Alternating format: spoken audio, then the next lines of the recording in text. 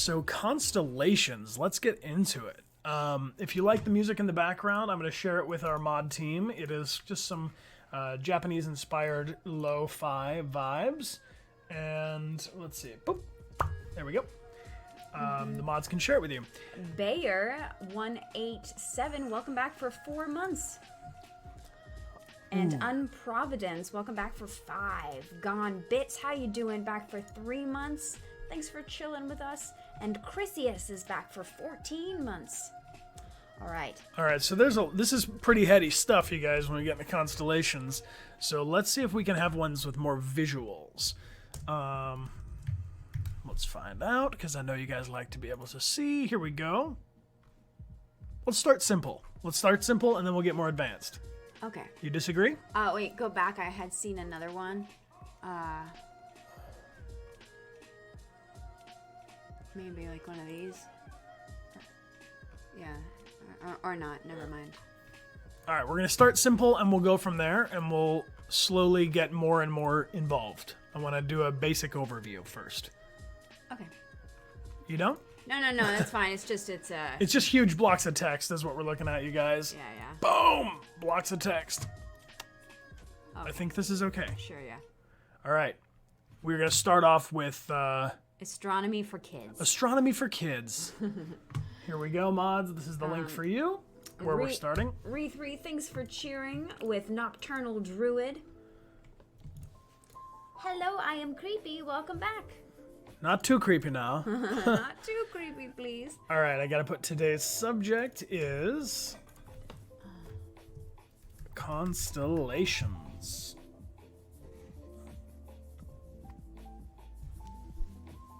All right. What is a constellation, Amelia? Well, I don't know, Brian. Why don't you tell me about it? Okay. Or should I tell you? I mean, I was just setting you up for it, but here we go. All right. A constellation is a group of visible stars that form a pattern when viewed from Earth.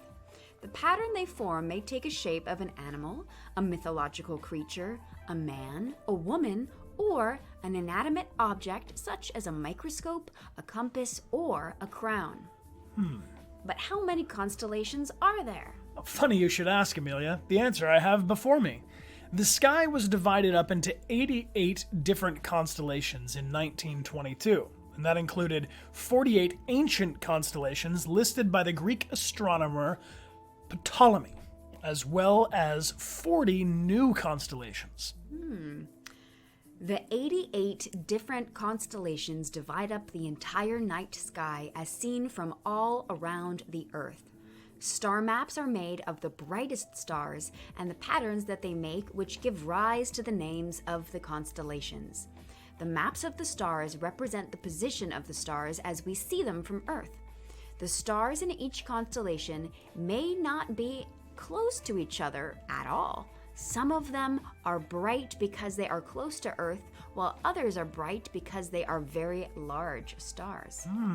So we're looking at a 3D image of all of these stars, and moreover, we're also looking at stars in the past. Yes. Because by the time the light gets to us, it has been a long, long time.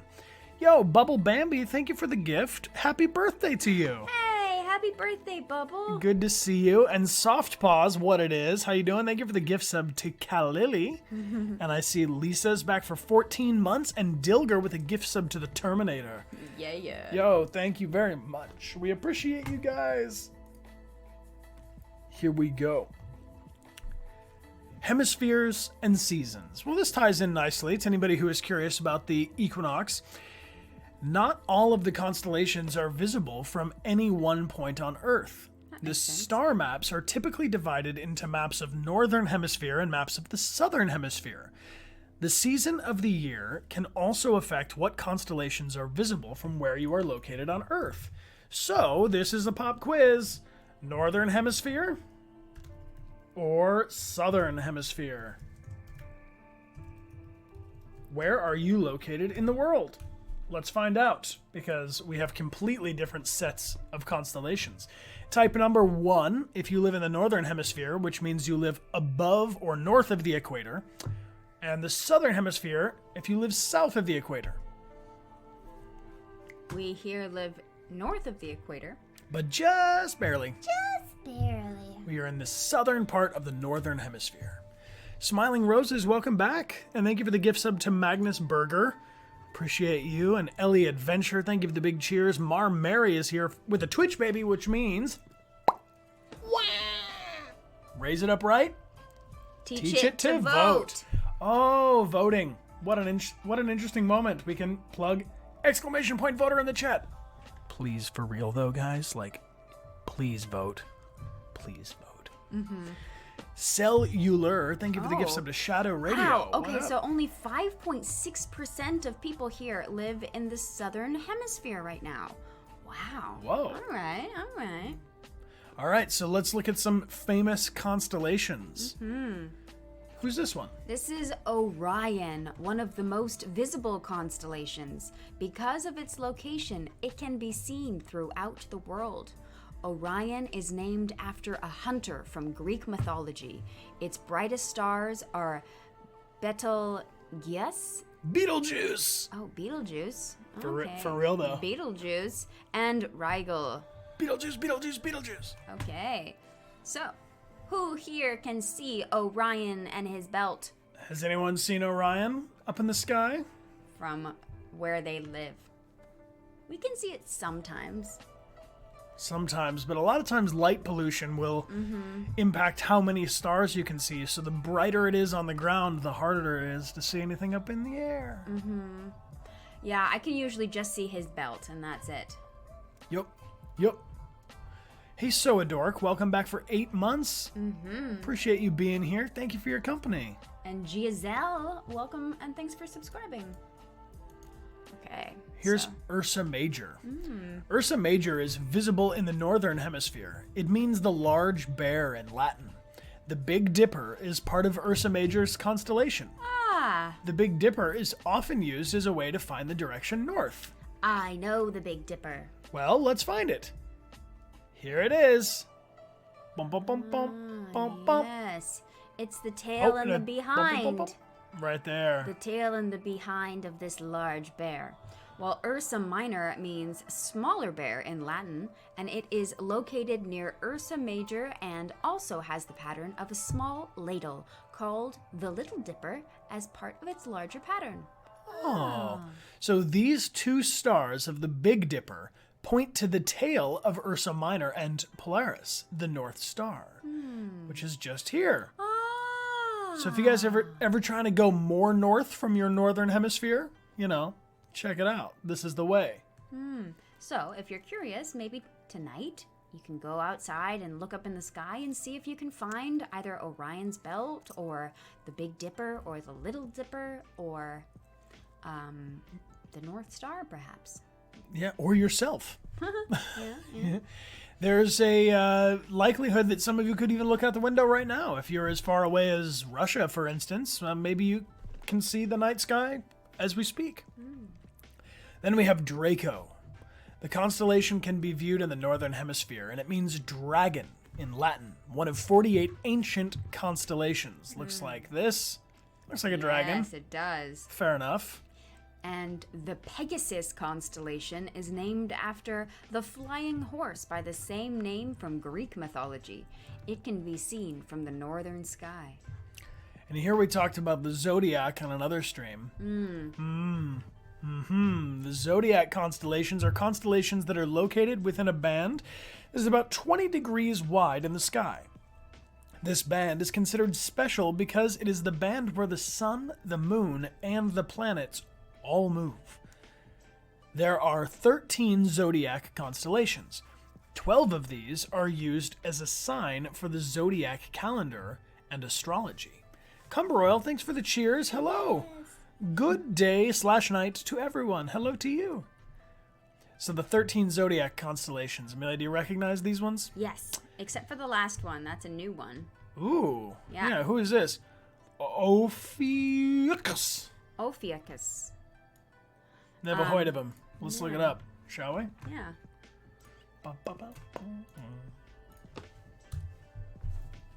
Here he is. Looking good. Who this? Holding a serpent. Huh. Interesting. These are cool. This is a prettier map than the other one we found here. Yeah. All right, so let's look up the uses of constellations. What good would a constellation do us? Constellations are useful because they can help people to recognize stars in the sky. By looking for patterns, the stars and locations can be much easier to spot. The constellations had uses in ancient times. They were used to help keep track of the calendar, and this was very important so that people knew when to plant and harvest crops. Another important use for constellations was navigation. By finding Ursa Minor, the Little Dipper, it is fairly easy to spot the northern star, Polaris. Using the height of the North Star in the sky, navigators could figure out their latitude, helping ships to travel across the oceans. Cool. Well, here's a few interesting facts about constellations before we move over to something with some more visuals. The largest constellation by area is Hydra, which is 3.16% of the sky. The smallest is Crux, which takes up only about 0.17% of the sky. The small pattern of stars within the constellations are called asterisms. You guys know that we call the asterisk that little star that's on the 8 on your keyboard? So maybe that's connected. These include the Big Dipper and the Little Dipper. The word constellation comes from Latin, meaning set with stars. There are 22 different constellation names that start with the letter C. Sweet. Nice. These are some pictures of ducks, which is not immediately relevant. Lynn V, 1996, welcome back for 27 months. Nice. Yo, that's amazing. 27 months. And Hidden for Belief, thanks for being here for a whole year. Yay. Hey.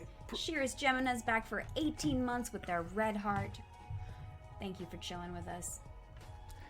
So here are, I'm going to try to find us some beautiful depictions so we can learn the legends of the constellations. But a lot of this is in plain black and white. Let's see if we can find something with some color. Does this sound fun? Like this? Yeah. All right, let's check this out. What's your story? We want to know. Okay. Our ancestors knew the night sky like the back of their hand, apparently. We gotta resize this while Amelia reads the opening. Our ancestors knew the night sky like the back of their hands. They observed them until they found patterns in the stars and utilized them as tools for navigation.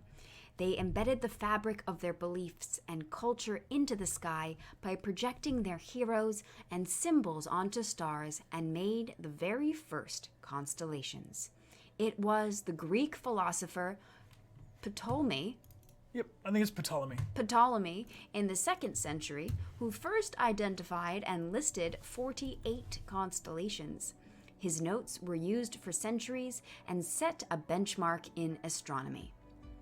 Today, there are 88 officially recognized constellations in the sky. With apps like Google Sky and AstroViewer, it can become increasingly easy to locate these constellations. But knowing the intricate stories behind these constellations can be both satisfying and humbling experience. I discovered the inadequacy of my knowledge of constellations when I attended a stargazing event hosted by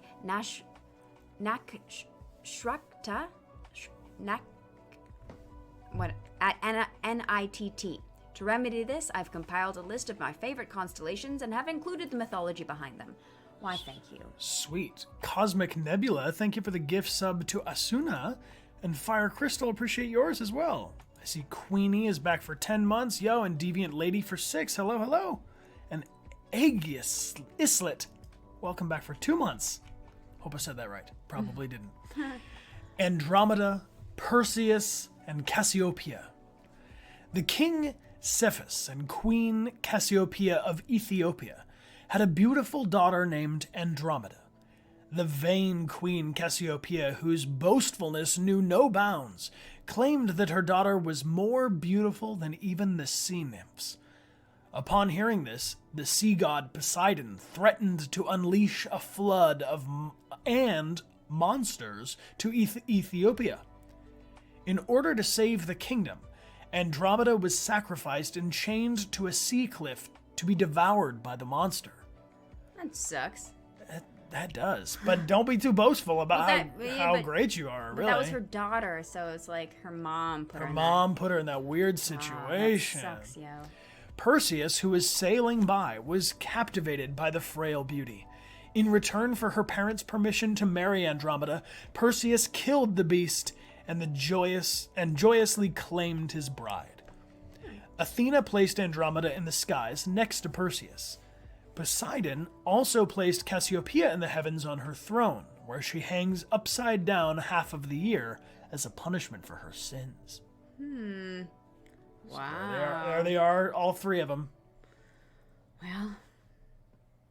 Don't upset the gods, I guess. Don't upset the gods, no. Destiny is all.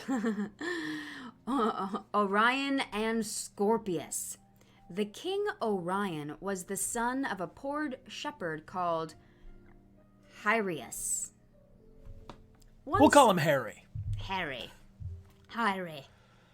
Once the gods Zeus, Hermes, and Poseidon stopped by Hyrieus's house.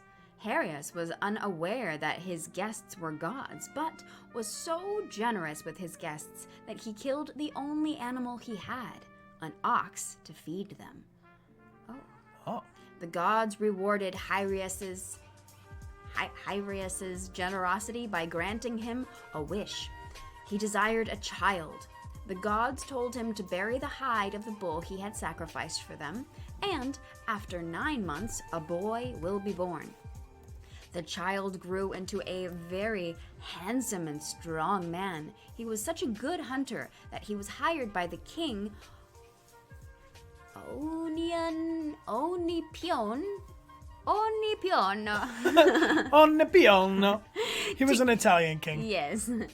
He was hired to kill a ferocious beasts that were terrifying the inhabitants of the island Chios.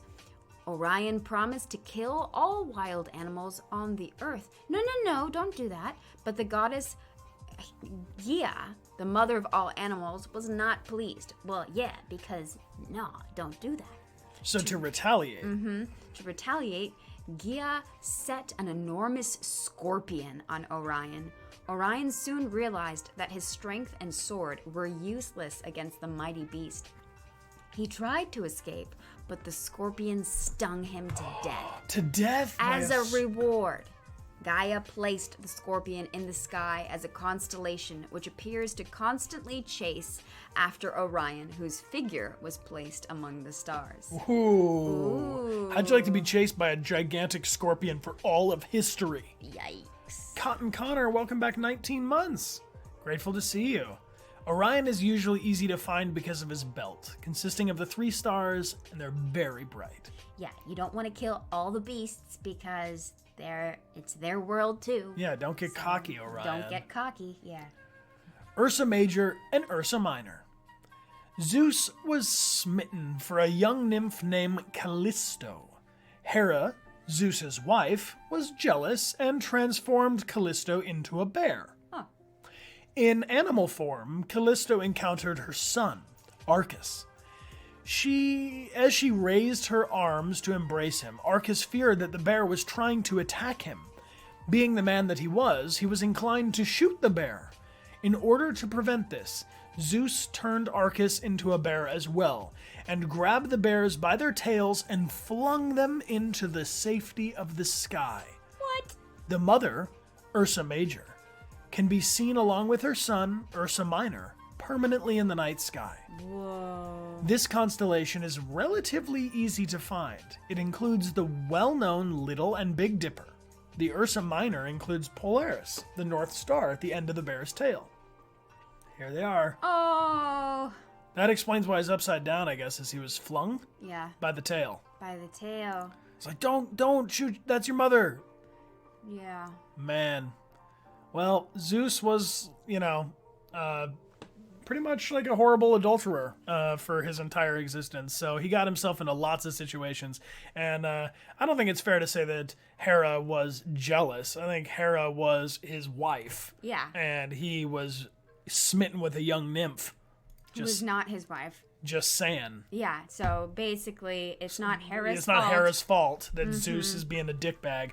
But guys, Zeus was Zeus was into everything. Okay, like there's pansexual and then there's Zeus sexual, which is like, is it an animal? Is it a swan? You know, just saying. Yeah, so basically, poor Hera, you know. Mm-hmm. How about this one? Corona Borealis, the northern star.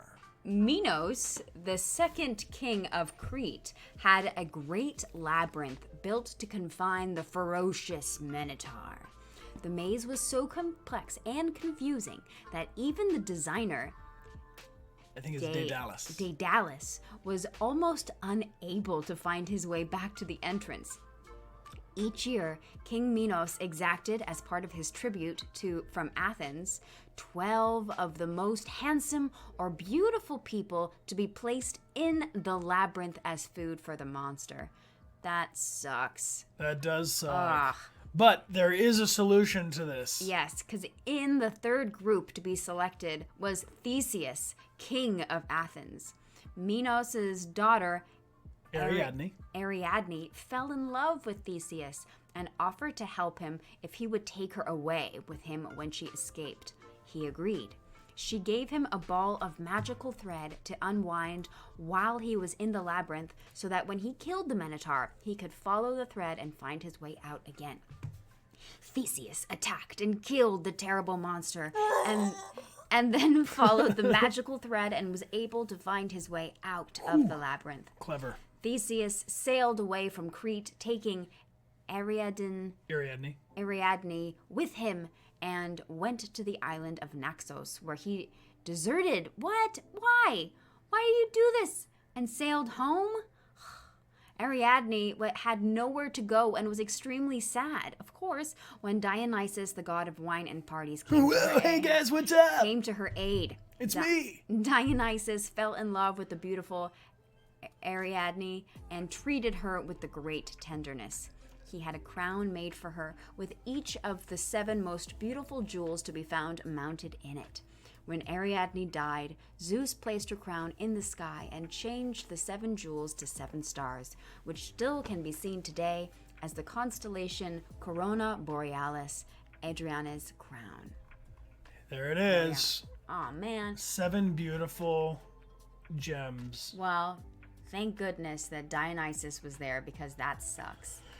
Dionysus is kind of a drunk, isn't he? Dionysus is the god of wine and revelry, so his entire thing was about having a little bit of a party in the woods. And some fun. A little bit of debauchery here and there. We all need a little bit of debauchery. Just a bit. Just a bit. So I think it's more fun to read these little mythologies behind them. Does anyone have one... a constellation that they've been curious about? Here are some actual images of... these are all dead images. We're doing it live. Huh. How to find... Here we go. This is a good one. All right. Okay. Aquarius. This is Aquarius. I like these drawings. These illustrations are very cool. Mm-hmm. One of the biggest, most famous, and oldest named constellations, Aquarius, is faint and often hard to see. In Greek mythology, Aquarius represented Ganymede, a very handsome young man. Zeus recognized the lad's good looks and invited Ganymede to Mount Olympus to be the cupbearer for the gods. Ooh, you're cute. Want to come bear this cup? For his service, he was granted eternal youth as well as a place in the night sky.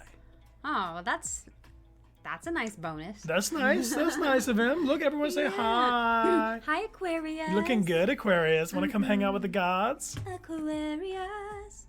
Mm-hmm. Aquarius. There's Aquarius without his illustration. Mm-hmm. He's a lot less exciting without the connection. Yeah. Despite its prominent position in the large let me try that again. Despite its prominent position and large size, you can see that Aquarius doesn't really have any defining features, nor does it have any bright stars. The protruding line to the right of Aquarius is, this is his arm up here. With a large downward shape being the combination of the water flowing down out of the vase and his right leg. Well, not the entire constellation. What's drawn above is what you'd most likely see in the night sky. You won't see this one in the city. You'll need a dark sky to find the cupbearer. Has anyone seen Aquarius and they live somewhere where there's no light pollution, perhaps? And yo, T-Witched. Aw, thanks, T-Witch. Thank you for the gift sub group hug. Appreciate that. Appreciate you, It's friend. very sweet of you. Aquila. Aquila. Who's this Aquila? Ooh, Aquila is Latin for eagle, and it is best viewed in the late summer or September. So right now. It's September. It is. It is. Okay. Aquila was the eagle that in Greek mythology actually bore Aquarius up to Mount Olympus. Ooh, so they were like, here, come with me. That's how Aquarius got up there. Took an eagle up. Took the eagle up. The eagle was also the thunderbolt carrier for Zeus. Ooh, sweet. Okay. This constellation lies in the Milky Way band, and its most prominent star is Altair, which is actually one of the closest naked eye stars to the Earth. The top portion of Aquila forms a shallow inverted V, with Altair nearly the point. This represents the head and wings of the eagle. Okay. A line descends from Altair, which forms the body of the eagle. Look towards the southern sky in the late summer near the Milky Way band for Aquila. All right, we got to check that one out. And I want to say, Dream Dayer. Thanks, Daydreamer, for the gift sub group hug. We appreciate it. And iBack21 is back for 16 months. You love these streams? I'm glad you do, guys. This is an opportunity for us to focus on learning a little bit, just real chill. Let's see who's next. We got Aries coming up next. All right, who's an Aries? There he is. The ram. Latin for ram, best viewed in December, so you'll have to wait a month or two for this one. And by a month or two, I mean 4. Well, many. What is time? What is time? It doesn't matter. We're all stuck inside. Yo, Pomsky Rush, welcome and thank you for the gift sub to Super. Appreciate you. And Timmy, thanks for the cheers. While many constellations have gone through various iterations of mythological stories, Aries has always been the ram. This constellation is one of the 12 constellations that form the zodiac. The constellations that straddle the sun's path across the sky, known in scientific terms as the ecliptic. In ancient times, they gave the constellations of the zodiac special significance. In Greek mythology, Aries is the ram whose fleece became the golden fleece. The golden fleece is a symbol of kingship and authority, and plays a significant role in the tale of Jason and the Argonauts. Jason is sent to find the fleece in order to rightfully claim his throne as king, and with some help from Medea, his future wife, he finds his prize. It's one of the oldest stories in antiquity, and was current in Homer's time. Ooh. So there's Aries, real chill. Man. Look at that ram. That's a ram, I suppose. Can't you see the ram? Yeah, I guess I can see it.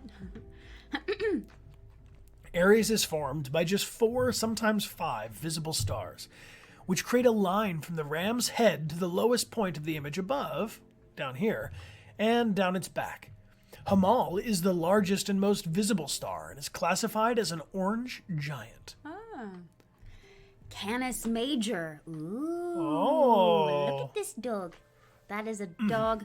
So Canis Major is Latin for greater dog, and it is best viewed in February. Canis Major represents the famed Greek dog Lelaps. Lelaps. Lelaps. That's how you say it. Is It's it? ancient Greek. They always are like Lelaps. lelaps. Lelaps. Shout it. There are a few origin stories, but the common theme is that he was so fast that he was elevated to the skies by Zeus. Lelaps is also considered one of Orion's hunting dogs, trailing behind him in the night sky in pursuit of the Taurus, the bull. That's cool. There he is.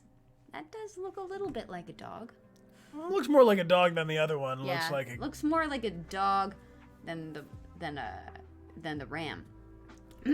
Canis Major is notable because it contains the brightest star in the sky, Sirius. Tradition notes that the first appearance of Canis Major in the dawn sky comes in late summer, ushering in the dog days of summer.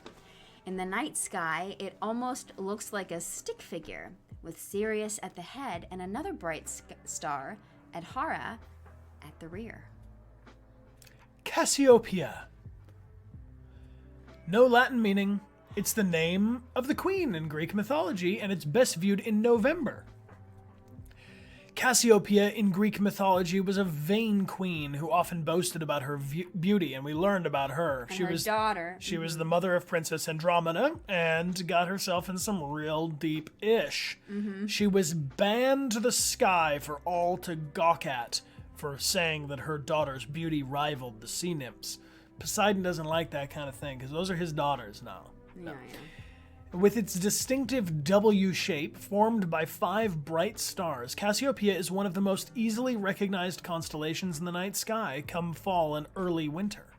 Because of that, the vain queen is one of the most oft mentioned in pop culture and one of the earliest constellations that young children come to recognize in the sky. It's also mentioned in the movie with Russell Crowe, what is it? A Beautiful Mind, I think. He calls out Cassiopeia. All right. Ooh. Cygnus. Cygnus. What's up with Cygnus? Okay, he's also known as the Northern Cross. Latinized Greek for swan, it's best viewed in September. So right now, multiple personas take on the form of the swan in Greek mythology. At one point, Zeus morphed into a swan to seduce Leda, the mother of both Gemini and Helen of Troy. Another tale says that Orpheus was murdered and then placed into the sky as a swan next to his lyre. The constellation Lyra, also in the drawing above. The constellation may also have gotten its name from the tale of Phaethon. Phaeton. Yep. And Cygnus. Phaeton was the son of Helios, the sun god, and took his father's sun chariot for a ride one day. What was this again?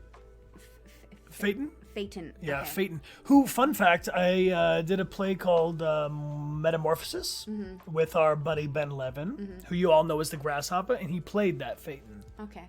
So Phaeton couldn't control the reins, however, and Zeus had to shoot down the chariot with Phaeton in it, killing him.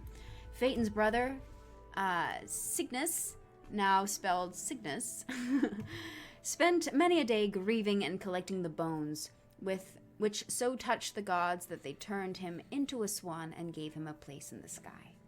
Aha. So I have a question for everybody here on the stream. Why is that you love to study things with really tricky words to pronounce? Yes. There's a nice compilation Gina made of us word smashing, keyboard smashing our words, and I'm sure you can make another one of us mispronouncing Greek names. Yes. So apologies to any ancient Greeks out there who know what's going on here. Or people who are not ancient Greeks but are just better at pronunciation. Study mythology. Yeah. Here, Gemini, I can say this one. Yeah. Gemini. G-Mini. G-Mini. G-Mini is Latin for twins. It is best viewed in February. G-Mini represents... Jiminy Cricket represents the twins, Castor and Pollux, while the twins' mother was Leda.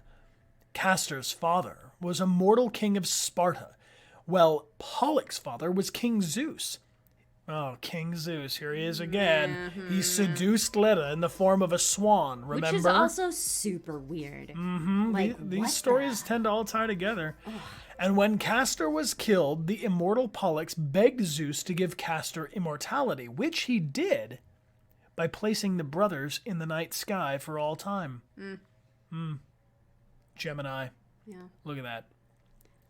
Well, Well, it's also the names of the two brightest stars in the constellation, which represent the heads of the twins. Each star then has a line forming the bodies, giving the constellation a rough U shape. The twins sit next to Orion, making them fairly easy to find in the winter.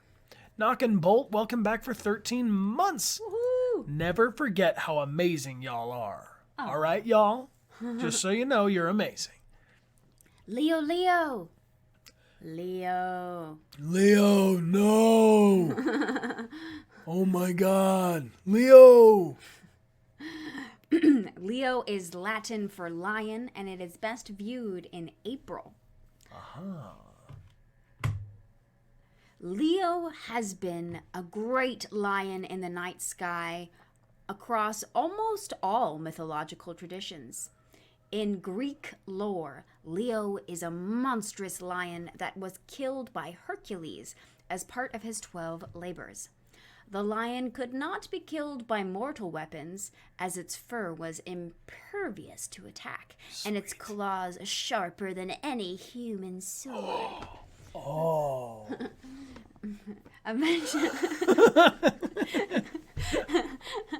Eventually, Hercules tracked him down, and strangled the beast. What? Albeit losing a finger in the process. Now, just so y'all, before you get all angry about this, taking out the Leo lion, Hercules was trying to get back to his family. He was trying to undo some serious wrongdoings, and it was one of 12 Herculean, they call them, feats.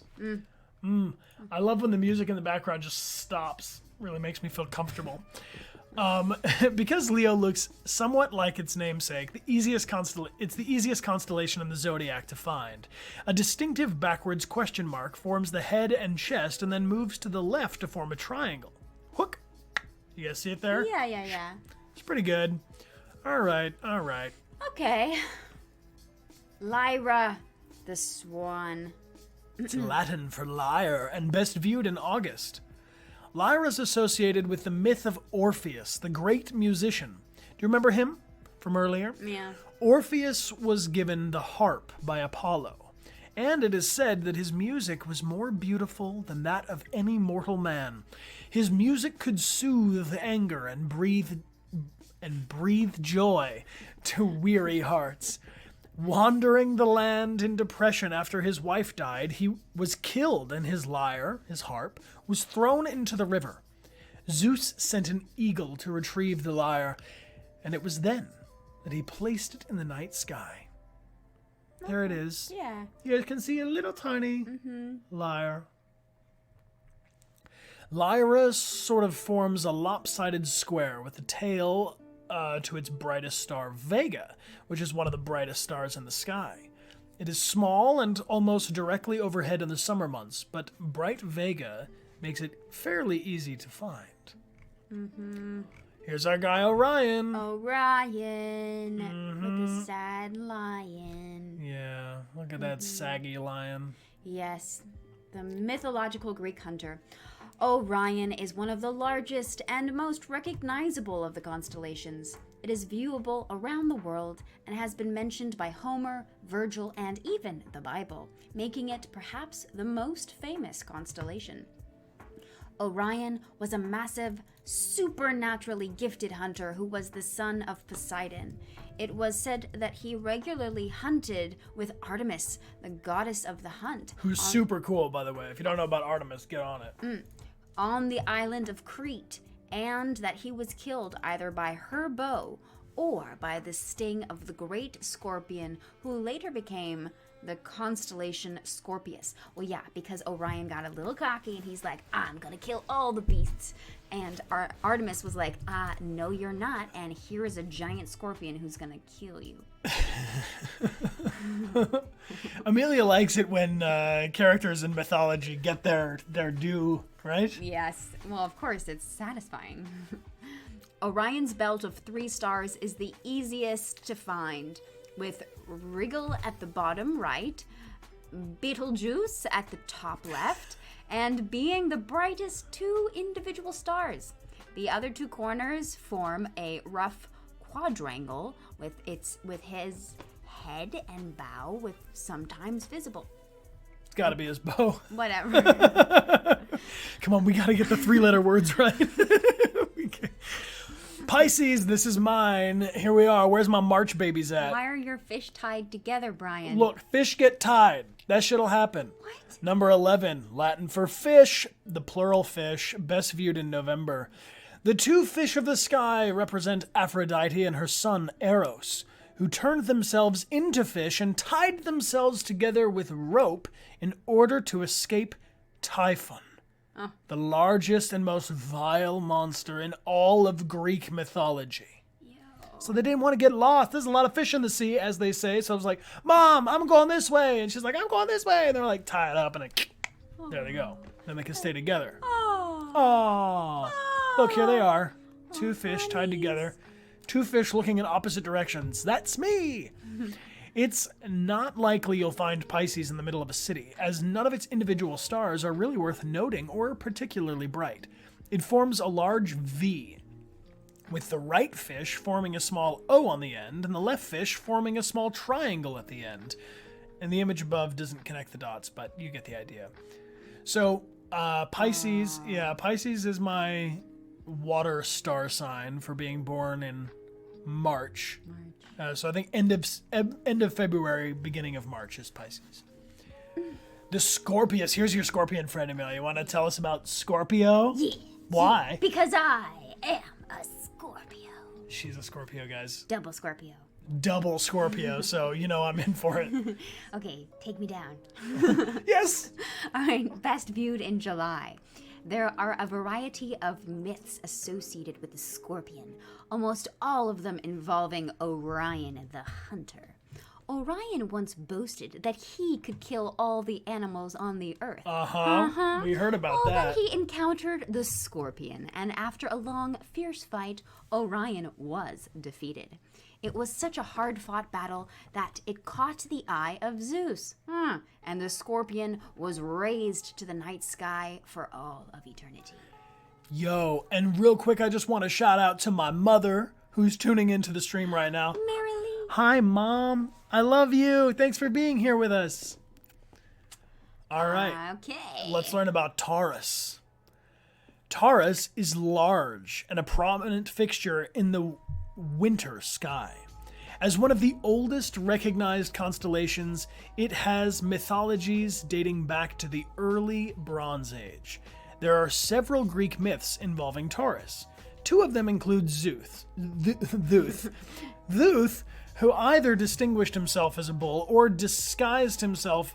Who either disguised himself as a bull or disguised his mistress as a bull in multiple escapades of infidelity. Another myth has the bull being the 7th labor of Hercules, who, after the beast wreaked havoc in the countryside, he had to deal with this Taurus bull. Look at his face. He's like, Hi, I'm here to wreak havoc in the countryside. Yeah, I mean, should we enhance? Nah. no, don't. Please Don't enhance. All right, we're almost through our constellation stream here. Thank you guys for joining us for Curiosity Chill, where we pull a subject and study it together. Ursa Major. Ursa Major means large bear in Latin, and it is best viewed in April.